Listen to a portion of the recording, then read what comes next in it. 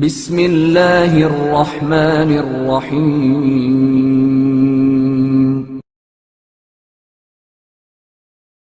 جب نوح علیہ السلام کے کوزے ٹوٹے۔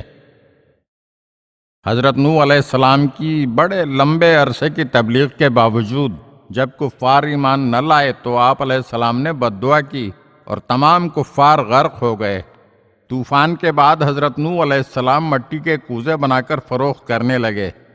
وہ گیلی مٹی سے کوزے بناتے اور پھر انہیں سکھا کر بیچ دیا کرتے تھے۔ یہی ان کا پیشہ ہو گیا تھا۔ ایک مرتبہ ایک فرشتہ ان کے پاس آیا اور ایک ایک کوزہ خریدنا شروع کیا اور پھر انہی کے سامنے انہیں توڑنا شروع کر دیا۔ یہ دیکھ کر حضرت نوح علیہ السلام کو بہت تکلیف ہوئی اور انہوں نے اس حرکت پر اعتراض کرتے ہوئے کہا، یہ تم کیا کر رہے ہو؟ اس نے کہا، یہ تمہارا تو نہیں ہے، میں نے اسے خرید لیا ہے اور اب مجھے پورا حق ہے کہ میں جو چاہوں کروں۔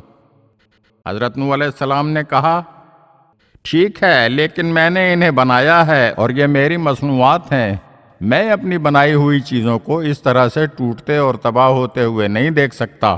فرشتے نے کہا، آپ نے یہ کوزے بنائے ہیں، انہیں خلق تو نہیں کیا، اور اب جب میں انہیں توڑ رہا ہوں تو آپ کو تکلیف ہو رہی ہے۔ جب ایسی ہی بات ہے تو آپ نے اتنی بہت سی مخلوقات الہی کے ہلاک ہونے کی بد دعا کیوں کی تھی؟